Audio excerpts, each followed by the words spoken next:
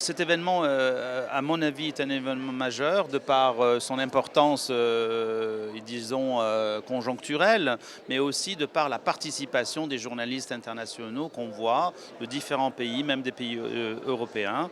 Et ça donne une connotation très importante à ce sommet, parce que effectivement, ce sommet est important à cause des bouleversements géopolitiques qui se passent actuellement en Europe. Nous avons vu par exemple que le conflit entre la Russie et l'Ukraine a provoqué une rupture de l'approvisionnement russe de l'Europe et même nous avons vu même des attentats. Il y a eu un attentat contre des gazoducs de Nord Stream.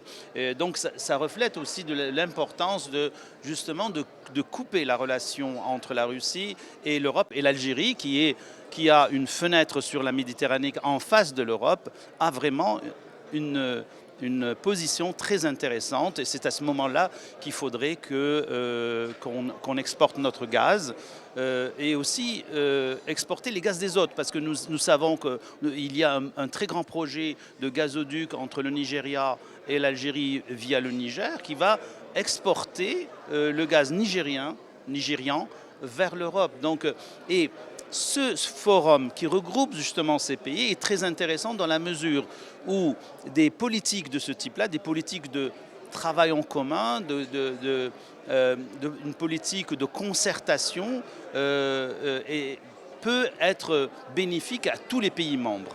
Et on voit qu'il y a d'autres pays comme le Sénégal et d'autres pays dans le futur qui vont rejoindre ce forum.